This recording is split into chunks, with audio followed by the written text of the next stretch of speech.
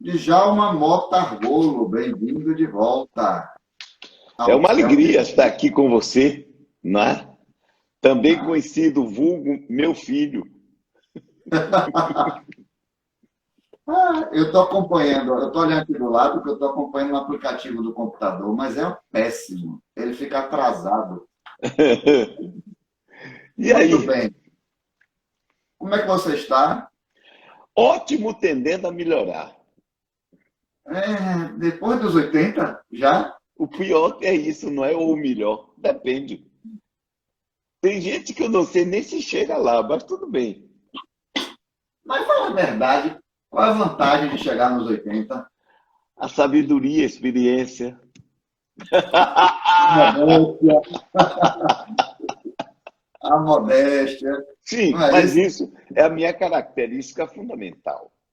É a maior virtude que eu tenho. Tá bom, gente.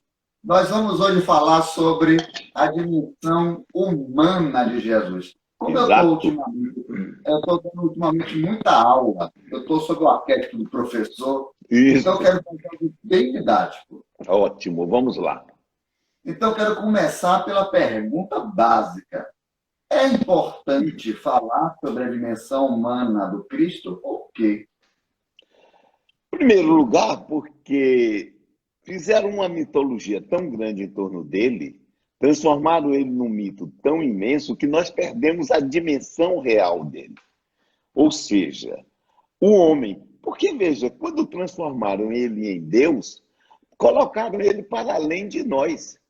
Porque eu não posso nunca querer ser igual ou fazer igual a um Deus. Mas se fosse um homem, sim.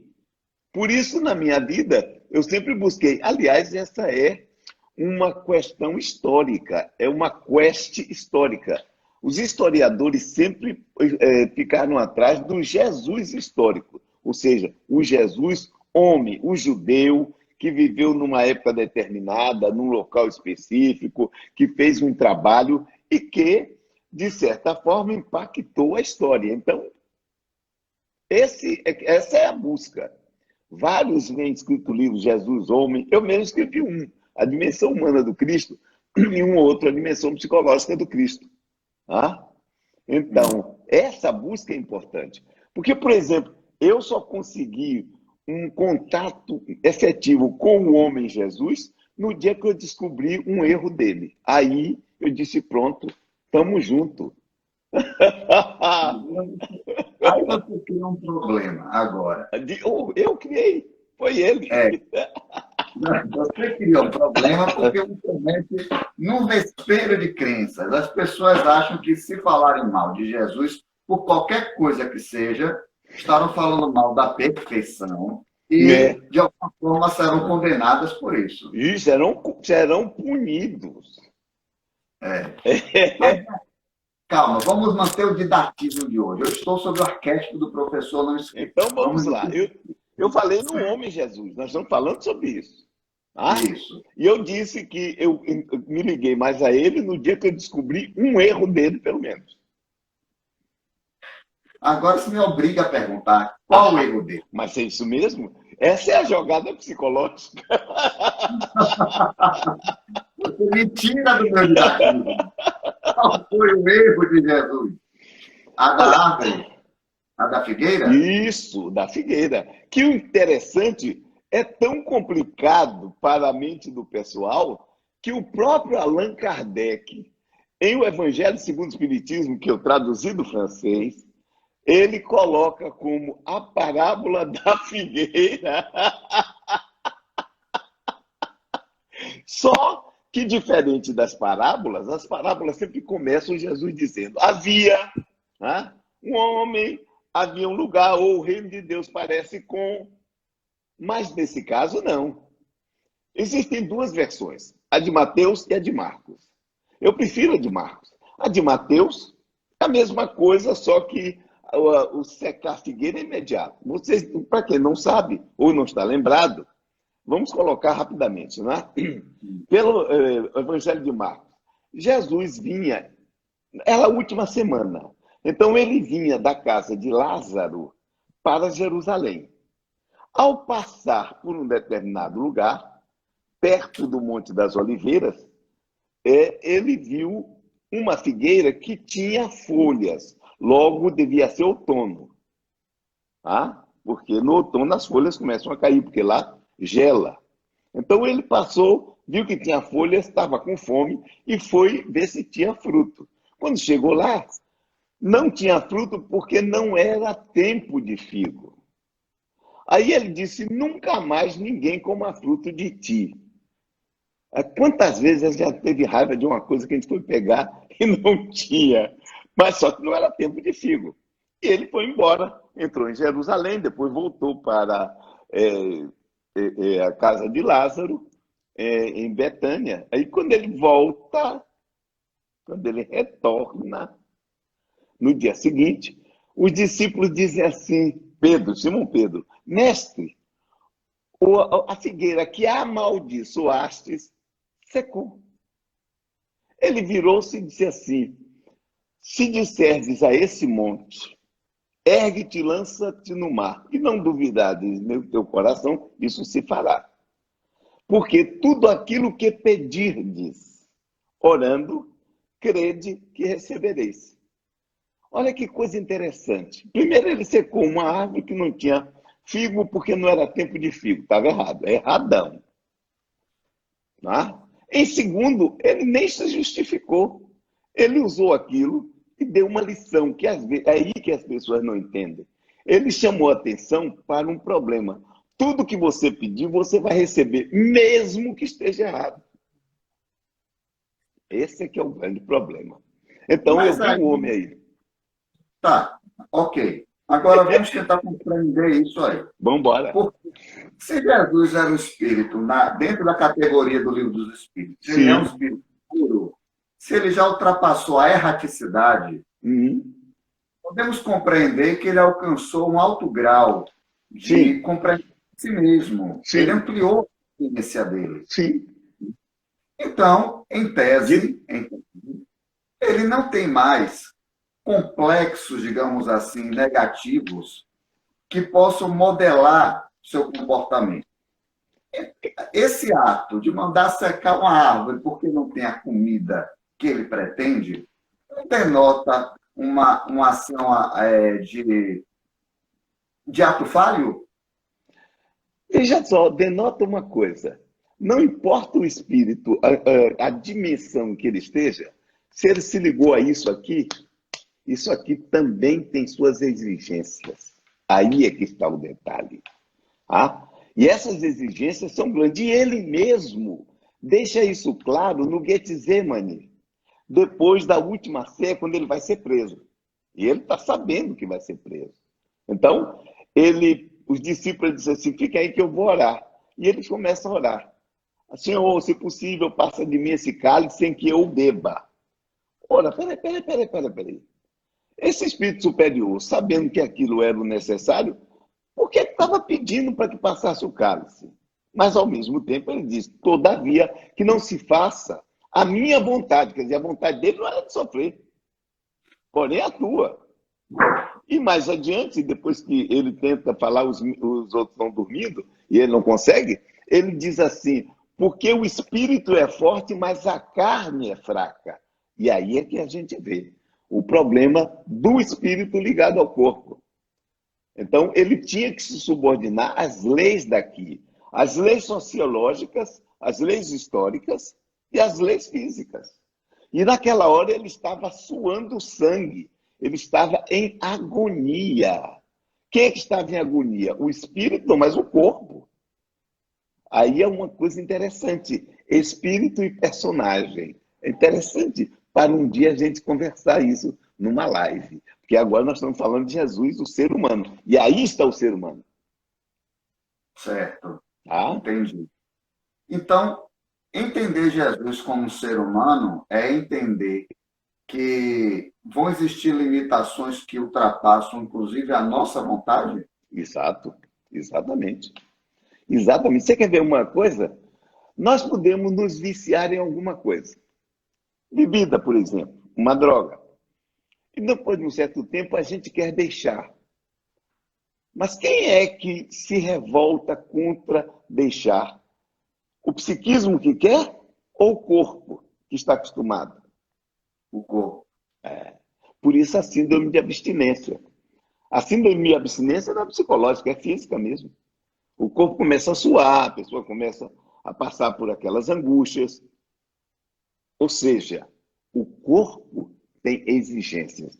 Jesus vem, encarna, beleza, um espírito superior tranquilo.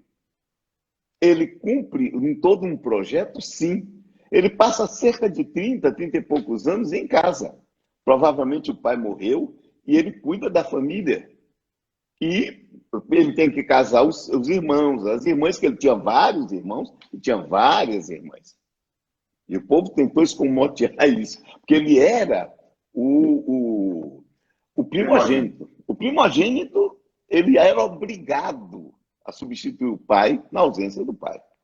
Veja o caso, por exemplo, do filho pródigo. Só quem saiu foi o segundo, o primeiro não podia sair. Né? Então, depois que ele cumpre todo o dever dele, naturalmente ele deixa a mãe dele arrumada com os outros irmãos e vai embora. Aí ele vai cumprir o trabalho dele. E ele vai cumprir o trabalho dele, e você vê como o espírito superior é inteligente. O espírito inferior é burro. O espírito superior, o que é que ele faz? Manda na frente o João Batista, que prepara o caminho, prepara tudo, chama de volta o profetismo, chama a atenção do povo. Ele vai lá, começa com o discípulo, como discípulo, porque é mergulhado, tá? E a partir daí, até os discípulos de João, ele vai passando para ele. Nesse ponto, João vai preso, caput, perde a cabeça, e ele assume o lugar. Rapaz, espírito superior é inteligente, viu? Testa de ferro, né? Isso, um teste de ferro. Precisava de alguém para levar o bode expiatório. Precisava de alguém. Exatamente. Agora vamos lá, eu ainda vou insistir nessa questão. Diga, continue. O corpo tem uma grande influência, a matéria tem uma grande influência sobre o espírito. Para mim está claro, até porque nosso corpo é formado de células que têm... Isso. Eu entendo. Então, é um monte de psiquismo que um sozinho é inferior ao nosso, mas um monte deles tem uma força com um conjunto grande. Isso. Mas a gente está falando de um espírito que parou tempestade, em tese andou sobre as águas, que curou aleijado, curou cego, curou leproso, curou até a mulher hemorrágica sem saber que estava curando. Ou seja, ele tem grande influência sobre a matéria. Isso, sem dúvida. Nada contra. Existem dois aspectos aí. Dois aspectos. Primeiro, a famosa questão da fé. Você vê como ele seca a figueira, isso é uma questão de fé. Ele amaldiçoou e coisa. Quando normalmente as pessoas vão a ele pergunta: crês que eu possa fazer? Quando a pessoa diz sim, ele muitas vezes diz: que seja feito conforme credes, ou conforme credes. E aquilo acontece. Ou seja, ele, na verdade, dinamiza, na maioria das vezes, aquilo que está dentro, a vontade do indivíduo ser curado daquilo. Em algumas oportunidades, ele agiu por conta própria. Claro que ele tinha capacidade para fazer. Vamos ver, por exemplo, o caso do homem com a mão ressequida. Ele entra em Cafarnaum, eu estive lá, tem a sinagoga, só que a sinagoga que tem lá não é a do tempo de Jesus, já é a do século seguinte. Mas ele chega e começa a falar, e aí o pessoal começa a duvidar dele, coloca ele em dúvida, né? Aí ele diz assim: peraí, é lícito curar em dia de sábado? O pessoal ficou, não, sem saber o que responder. Aí tinha um homem com a mão mirrada, o cara teve sorte. Tem uns caras que têm sorte, sabe? Aí ele chamou de campo, tinha carta, vem aqui pro meio. É lícito curar em sábado? No sábado, o pessoal... E se estende a mão. Estende o braço. Estendeu, ficou bom. O cara não pediu nada a ele. O sujeito não pediu nada. Ele apenas demonstrou força ali. Aí é que é interessante. No caso do cego também, que estava lá querendo entrar na piscina de Siloé, ele chega e diz: o que é que você quer? Diz: eu queria entrar na água, mas não tenho quem me leve. Porque quando a água dava um buliço, se você entrasse, dizia a lenda, que ficava curado. Como é que consegue entrar na água se não tinha ninguém? Ele não sabia quando é que bulia a água. Aí Jesus não tem problema. Se cuspiu no chão, fez lama, uma porcaria, lama de cuspe, passou no olho do homem e mandou o homem se lavar. E foi embora. O homem se lavou e ficou vendo. Ou seja, a viúva de Naim, ele entra em Naim, vai uma viúva levando o corpo do filho único para enterrar. Nesse momento, o que é que ele faz? A dor dela é tão grande, ela não pediu nada, talvez nem soubesse quem era ele estava chegando na cidade, mas a dor dela feriu tanto ele. Por quê? Porque uma mulher sem homem era zero à esquerda. E ela tinha, o marido perdeu. Tinha um filho que substitui o marido, nesse caso, para tomar conta dela, morreu. Ela agora estava desgraçada no mundo. Então ele vai lá para o ferro, interrompe a desencarnação, porque eu não acredito que a desencarnação tivesse acontecido, e levanta ele e entrega para a mãe, para parar o sofrimento dela. Então tinha coisas que ele fazia que queria sim, sem dúvida nenhuma. Mas, em boa parte das vezes, ele dinamizava o que a pessoa tinha.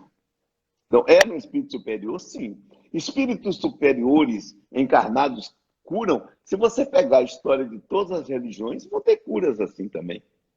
Sem dúvida nenhuma. E não precisa ser somente europeu, do Oriente Médio, mas da Ásia. Sempre tiveram curas. Diga. Ok, mas aí vai minha pergunta. Se tem tanta força de manipulação da matéria, por que ainda se pega, às vezes, refém do próprio corpo? Porque, veja bem, ele pode fazer com o outro. Se lembre da tentação. O grande problema dos médiuns, inclusive, e nós temos visto isso acontecer, é a tentação do poder. Veja quando ele vai fazer o célebre jejum que dizem de 40 dias. Eu não acredito que uma pessoa fique sem comer e beber 40 dias, mas tudo bem. Porque 40, se você lê o Novo Testamento e a Bíblia, é um número tipo sagrado. 40 anos no deserto, 40, aí vai. Né? Então, deixa só. Ele vai para o deserto porque ele quis. Ficou com fome porque quis. Eu estive lá, inclusive, que tem o famoso Monte da Tentação, onde ele estaria. E aí, a certa altura, ele começa a ser tentado. Que aparece o diabo e diz para ele: você está com fome? Então pega essa pedra e transforma em pão. Quer dizer, ele tinha o poder de fazer isso. Nós já vimos isso. Se você vê médiuns que já fizeram isso, não eles, os espíritos fazendo, transportando, falam de saibaba, daquelas coisas todas. Mas então, veja, ele é tentado para usar o poder em seu favor. Mas só que ele estava passando fome porque queria. Não porque ele estivesse sofrendo no deserto perdido. Aí pegam ele e levam para cima lá do pináculo do templo, que caía para o Vale do Cedron. Ele lá em cima,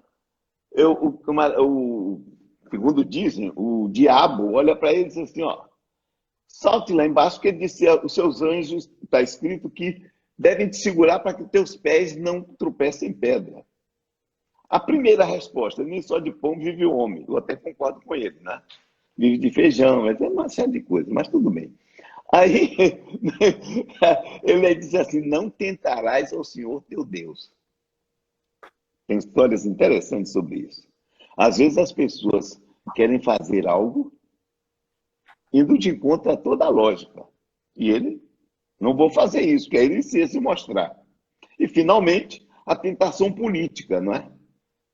Que a gente já viu acontecer aqui também. Eu tenho aqui, mostrou todos os reis do mundo e disse assim: olha, se você me adorar, eu dou tudo isso porque me foi entregue. Quer dizer que o político ele está com pacto com o diabo. Está lá na Bíblia, não sou eu que estou dizendo, está lá, escrito lá. Isso, né? Então, foi o diabo quem dá o poder. E ele aí diz, vá de reto, Satanás, e aquela história toda. Então, você veja a tentação. Ele sofreu também uma tentação. E, naturalmente, quem teve que contar foi ele, porque ele estava sozinho. Né? E aquilo fica com uma lição. Olha, quando você vai começar um trabalho, você tem naturalmente uma ajuda espiritual, ok? E tendo essa ajuda espiritual, você é tentado a usar em benefício próprio. E você não pode, a não ser em condições específicas. Eu entendo perfeitamente tudo isso. O que eu acho estranho, o que me soa sempre estranho nessa história, é que o espírito que vivenciou tudo que ele vivenciou para Sim, alcançar o nível evolutivo dele, a sim. impressão que dá, assim, no primeiro momento, ao Uhum. ver essas dificuldades dele, é que é como se ainda não tivesse totalmente superado essas questões. Vamos ver umas coisas interessantes. Aí, quando a gente lê o Evangelho direitinho, sem beatismo, nós vamos notando algumas coisas. Primeiro, que Só um vez. minutinho, só um minutinho, que a produção está me dizendo aqui para avisar as pessoas, se quem quiser fazer pergunta, fique à vontade. Vá, continue. Então, voltando a isso, você vai ver o seguinte. Primeiro, ele é uma pessoa que come e que bebe. Aliás, é ele mesmo quem disse. Né? Veio João Batista, que não comia nem bebia, e dizeis aí um louco. Veio o filho do homem que come e bebe, dizeis aí um comilão, bebedor de vinho, ou seja, ele engolia um assim, amigo de publicanos e pecadores, e ainda andava com quem não prestava. Ainda tinha mais essa. Ainda tinha mais essa. Ou seja, ele tem realmente uma característica humana, tá? E essa característica humana é normal nele. Observe o seguinte: João Batista é preso porque começa a falar mal do governo. Tá? Falar que o Herodes Antipas era adúltero e etc. Por isso é preso e perde a cabeça. Perdeu a cabeça por causa de Herodíades, de uma mulher, perdeu a cabeça. Então, beleza. Jesus nunca tocou no assunto. Nunca tocou no assunto. Segundo, quando prendem João e matam, vem alguém e diz para ele: olha, o Herodes quer te prender também. Deve ter sido a esposa de algum daqueles, do Cleofas, etc., que mandou dizer, algum escravo, dar notícia a ele. Ele dizer aquela raposa, e de dizer aquela raposa que a minha hora não chegou, mas não fica no lugar. Ele sai para um outro país, que é a Cirofenícia, se exila durante algum tempo. Você veja que ele está sempre se protegendo, ou seja, ele sabe que a rebelião dele poderia acontecer alguma coisa. Ele nunca parava muito num lugar. Era uma tática de guerrilha, sempre mudando de lugar. Mas na última semana ele provoca. Então você veja que ele poderia levar o tempo que ele quisesse. Mas na última semana, o que é que ele faz em primeiro lugar? Ele manda pegar um burrico e entra em Jerusalém, montado no burrico, e os discípulos dele estavam doidos para que viesse um reino, para um ficar no ministério tal, o outro no ministério qual, essa história toda que a gente já sabe. Né? Ele vai, ele entra e o pessoal gritando: Hosanas ao filho de Davi. Estava liquidado a partir daí. Porque filho de Davi queria dizer descendente de Davi. Logo, ele podia reivindicar o trono.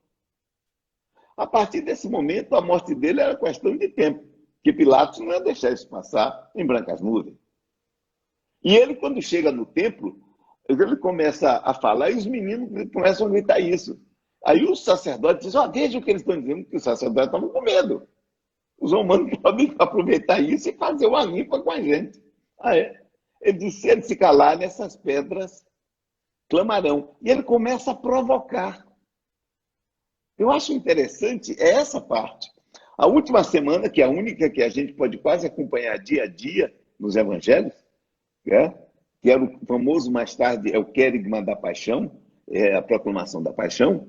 Então você veja, ele tinha uma condição de se livrar do problema? Tinha.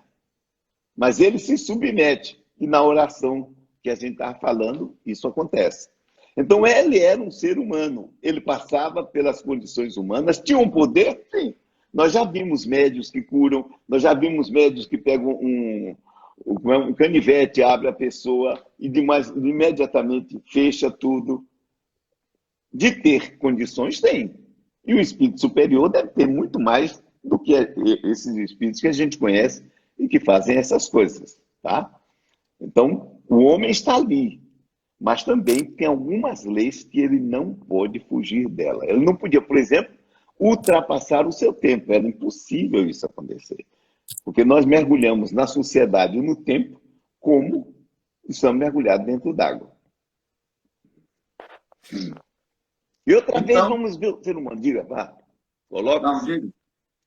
O ser humano, se você pegou o evangelho, você vai ver o seguinte, em muitos momentos, ele demonstra raiva, em muitos momentos, ele demonstra, ele, quando fala, ele fala sério, raça de víboras.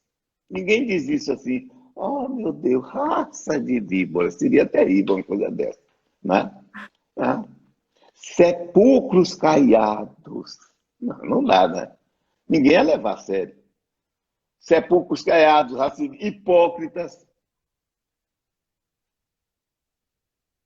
Quando ele pega um treco e bota o pessoal para correr no templo. Então o que é isso? O que é que isso, então, significa? Significa, então, que evolução não tem a ver com superação de sentimentos como raiva, agressividade? Olha, eu acho interessante, são os trabalhos psicografados espíritas, que as pessoas leem e muitas vezes passam batidas. E eu sou um cara chato, porque eu vou no detalhezinho.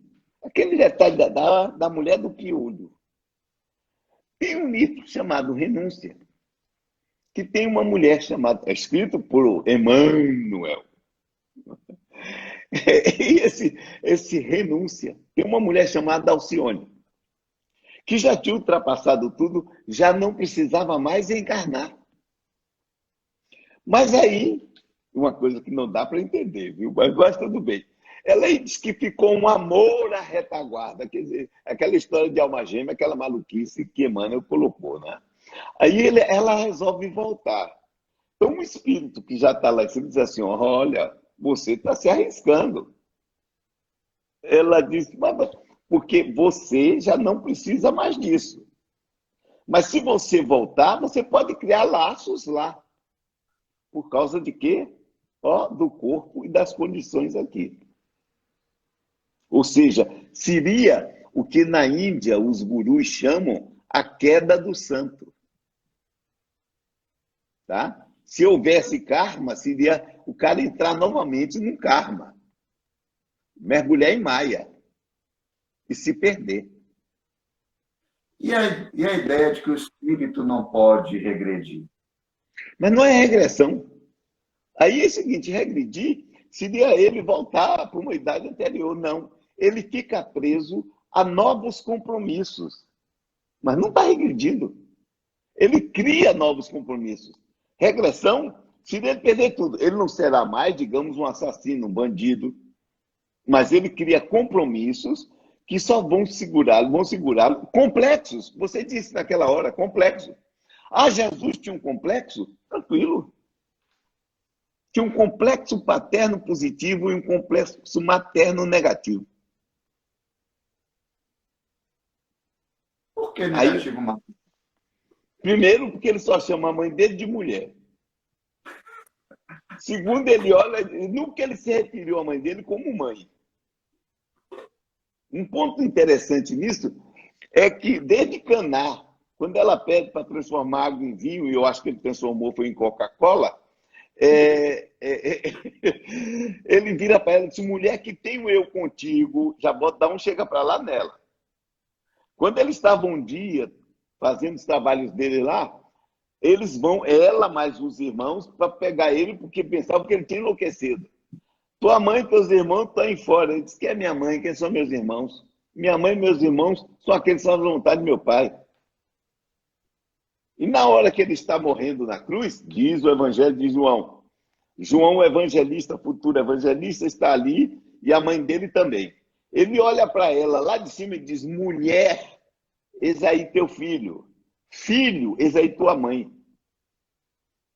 Agora, toda hora, pai, ele chama. Meu pai celestial, meu pai, meu pai. Mas eu sempre acreditei, essa ideia do pai, há um problema também histórico, porque ele sabia que uma divindade feminina nunca seria aceita entre os Uma judeus. divindade feminina. Era a mãe Oi? dele. Era a mãe dele.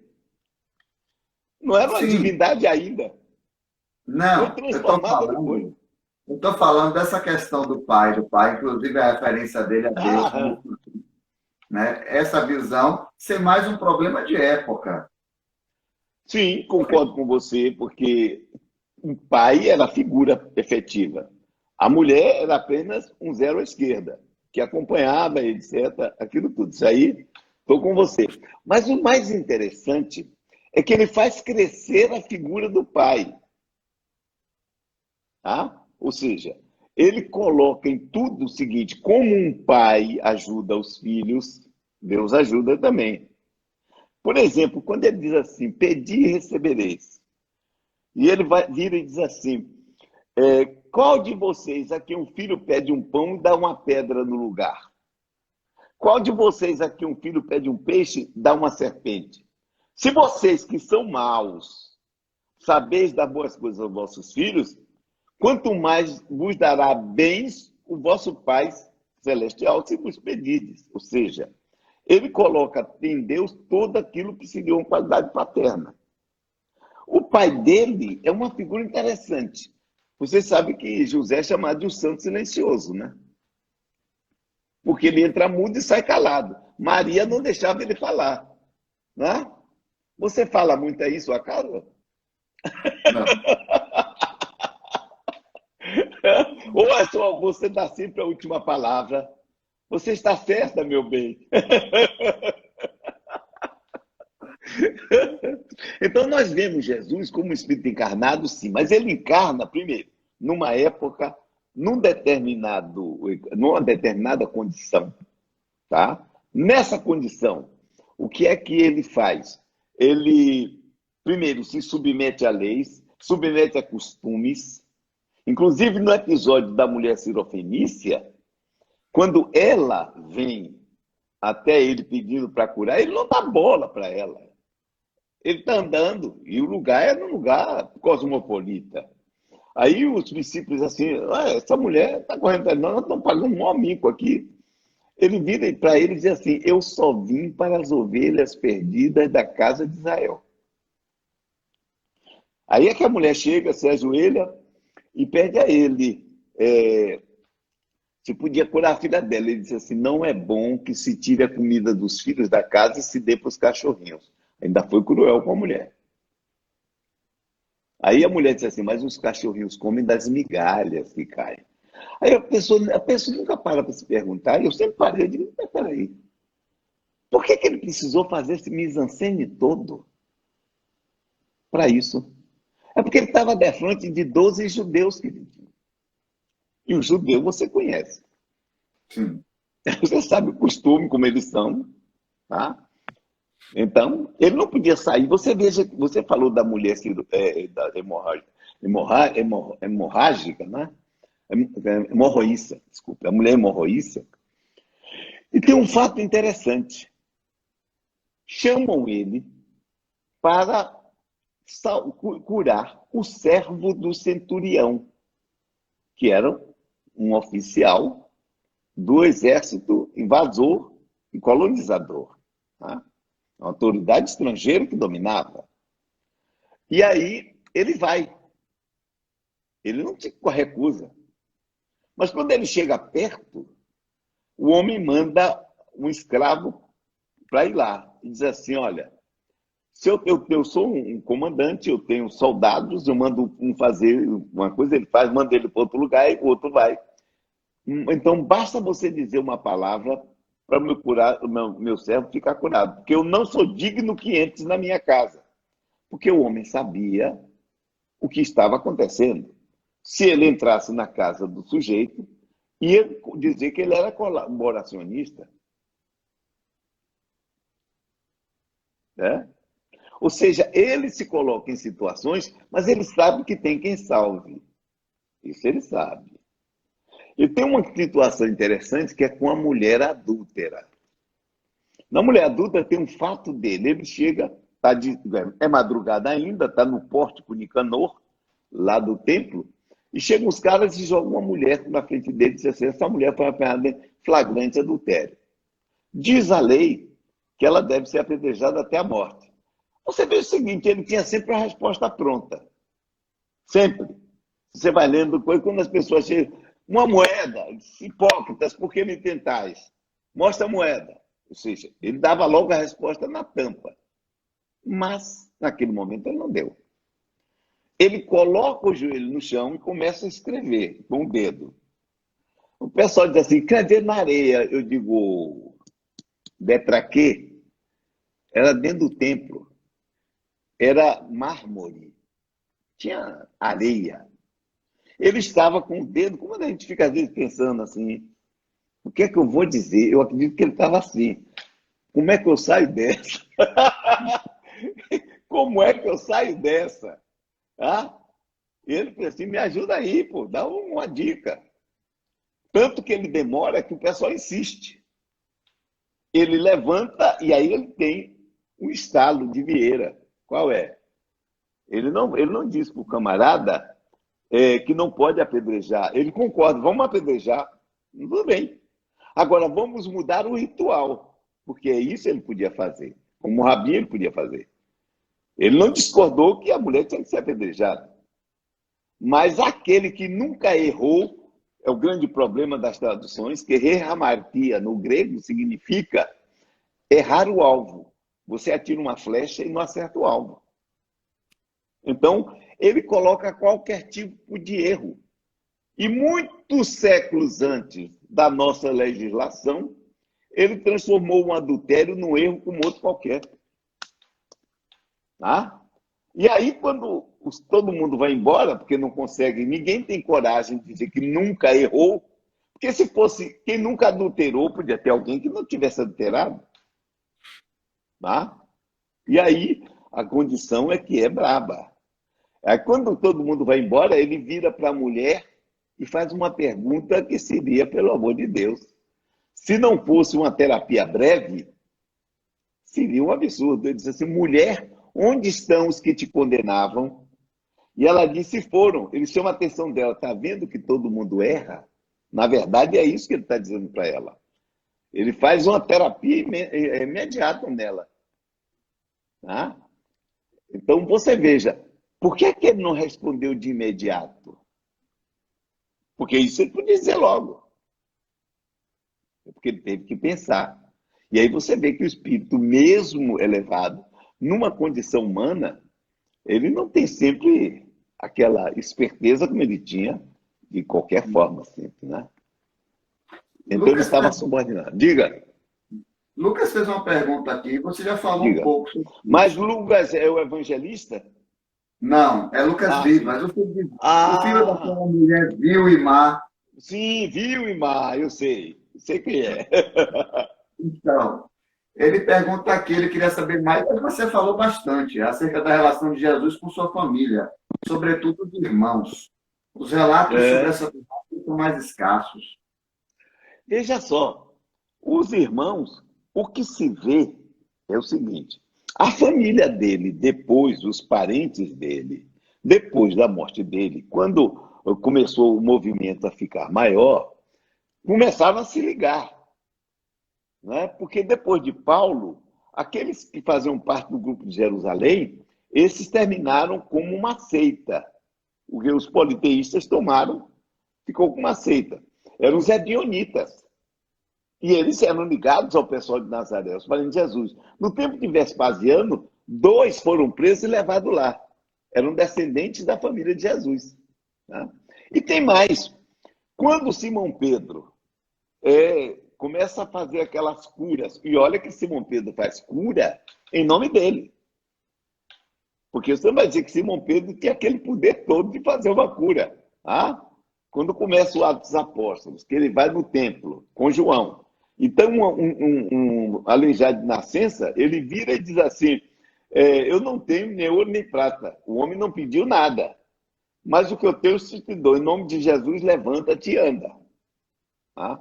Mas quando ele é preso, e preso a segunda vez, porque eles começam a desafiar muito, ele vai embora, ele tem que sair. E Tiago, ele sai da direção, e Tiago, que Paulo chama de irmão do Senhor, ou seja, irmão de Jesus, parece que era... Porque um dos irmãos de Jesus chamava Tiago.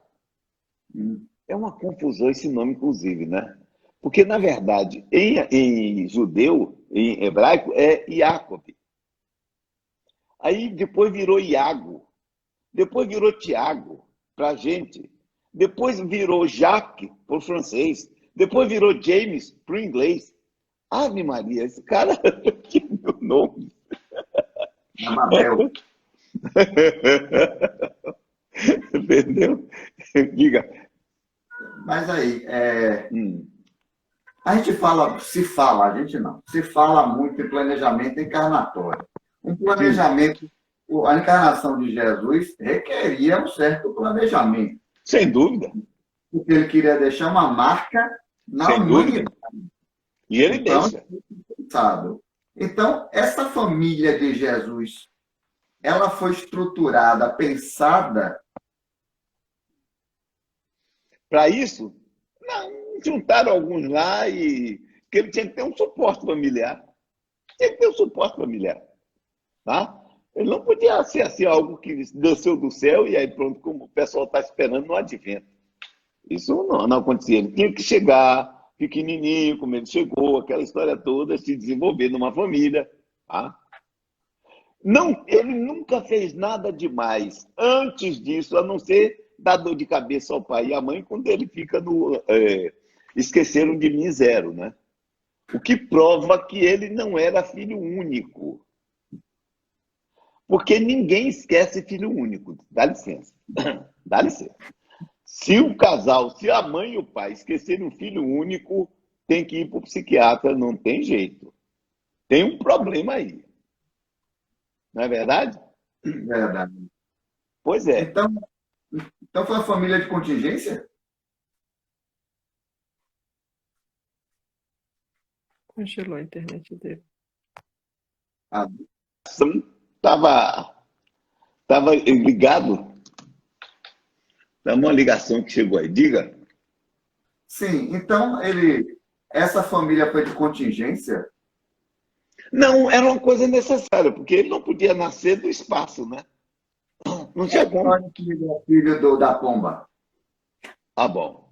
Isso aí, meu filho. Olha, o pessoal de Jerusalém, o pessoal da família dele, os ebionitas, mais tarde, os famosos judeus cristãos, para nenhum deles era isso. Para todos, ele era filho de Maria e José. Não tinha esse negócio para eles, não. Isso você vai ver que vem depois, muito tempo depois. Porque, veja só, o pessoal se esquece que, sociologicamente, a grande maioria dos povos em volta eram politeístas. Não, todos eram politeístas. Acabou, todos eram politeístas. Ah? Bom, tendo politeístas, todos os romanos, os gregos antes, todos achavam, até os hindus acham, que um deus pode engravidar uma mulher na Terra. Tá? Quando os evangelhos caem na mão dos politeístas, que Paulo trouxe para dentro, porque Paulo cria um movimento separado, tá? A revelia do pessoal de Jerusalém, Esse pessoal tem no inconsciente todo um conceito. Primeiro, eles estavam acostumados com vários deuses. Aí você vem de lá e diz, só tem um. Que pobreza, rapaz. Que pobreza. O cara tinha um panteão e vem com um Deus só. Então, o inconsciente deles começa a criar. Primeira coisa que fazem, pegam o Deus e partem em três. Tá? Depois, pegam Maria e botam na condição de mãe de Deus. E no Evangelho de João é que você vai ver que Jesus é transformado, depois de filho de Deus, em Deus. E 60 anos depois da morte de Jesus, escrevendo em Éfeso, uma cidade grega, onde Heráclito de Éfeso viveu, tá? E que começa, inclusive, no princípio era o verbo, ou logos, a razão espermáticos, né? O logos espermáticos de Heráclito. Muita gente não vê isso, ou seja, havia uma contaminação cultural. Então, Jesus, para fazer aquilo, cura a gente, ressuscitar um morto, só podia ser o quê? Um Heracles. Tá? Só podia ser o filho de Apolo, que Deus teve que matar porque ninguém mais morria, porque ele curava Asclépios. Tá? Uhum. Então, Jesus, se fazia tudo isso, só podia ser filho de um Deus. Tá? E, no caso, tinha que ser filho de Deus. Como todos nós, na verdade, somos filhos de Deus em última instância, né? Sim, verdade. Então, a gente já está chegando no final de nossa Sim. live, mas eu queria, então, chegar a um fechamento. A Vamos lá. proposta humana, né? A dimensão humana de Jesus. Por que você queria esse tema? O que você queria expressar com esse tema? Expressar justamente você ter uma visão de uma pessoa que você realmente pode seguir e você pode dizer o seguinte, eu posso fazer como ele. Então, ele pode ser um modelo para mim. Eu posso modelá-lo. Porque um Deus eu não posso modelar. Mas um homem eu posso, um ser humano eu posso. Ele era como eu, ele comia, ele bebia, ele defecava, ele urinava. Ou seja, ele tinha fome, ele tinha que tomar banho. Aí o pessoal diz assim, por que não aparece no Evangelho? Porque naquela época o pessoal não tinha curiosidade por detalhes. Era uma visão histórica diferente. Só pegar os historiadores romanos, aquilo tudo. A infância não interessa muito. Hoje não, hoje nós queremos saber tudo, porque nós temos uma visão psicológica. O que foi que aconteceu na infância para que ele pudesse fazer isso depois. Que inclusive a criança, na época de Jesus, não tinha valor tanto assim, que no famoso episódio do Esqueceram de Mim, 0, quando chegaram lá, ele estava discutindo com os sacerdotes. Ora, se ele fosse menor, era impossível isso acontecer. Acontece que naquele dia, naquela época, naquele momento, ele deve ter feito o bar mitzvah. Porque quando você fazia o bar mitzvah, se tornava o filho do preceito, aí você já era adulto. E adulto, você respondia pelos seus atos. Uma criança era inimputável. Então a criança podia dizer uma barbaridade qualquer. E ninguém ia dar. Mas ele, a partir do momento que ele já era adulto, se ele dissesse uma besteira, estava morto. Porque ia contra a palavra de Deus. E nenhum sacerdote ia perder tempo para ter papo com uma criança. Naquele tempo não tinha essa história de precocidade. Nós temos isso hoje em dia, mas naquela época não. Então,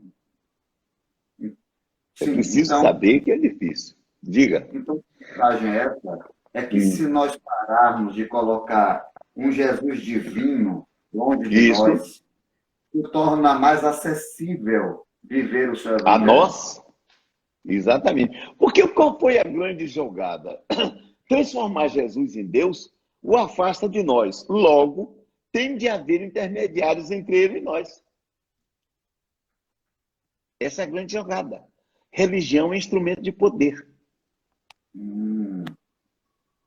Então, um Deus não pode estar diretamente comigo, eu tenho que ter um intermediário, que é o sacerdote, seja de qual for a religião. Estou falando de uma religião específica. Sim. Isso desde a primeira, apareceu a magia 2 mil de anos atrás, os magos representam isso. Né? São aqueles os feiticeiros que sabem de tudo, conversam com os espíritos, etc., os xamãs. Então, e o Jesus, então você precisa, para chegar a Jesus, de um intermediário que guie você até ele, que faça a ligação com você. Então, um Deus, perdão, um homem bom, com poder, é outra história. Ele não precisa de intermediário. Então, eu não preciso de intermediário.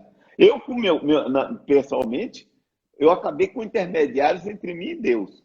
Entre mim e Deus sou eu e ele. Tá? Sim.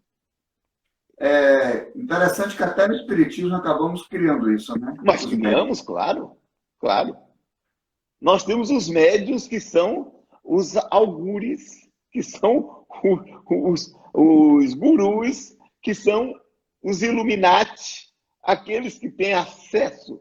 Uma vez, olha só, tem um médium maluco aí que começou a psicografar, um espírito, começou até de um psiquiatra que morreu, que no mundo espiritual, para um espírito descer de um nível maior para o menor, tem que encarnar, ou seja, tem transa lá. Então tem que transar e tem o espírito mulher engravida e o cara reencarna lá. Aí eu liguei para um dos que defendem essa ideia desse tal maluco aí.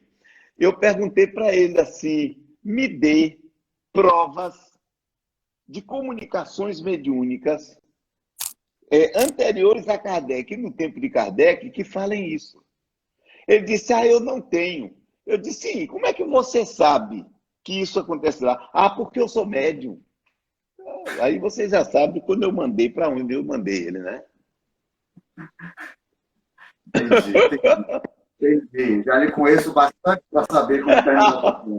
Mas é claro, eu sou o seu pai. Não, não é não. Deus, se Jesus te apaia, é teu mãe. Entendeu? Se Jesus te apaia, era problema dele, é teu mãe.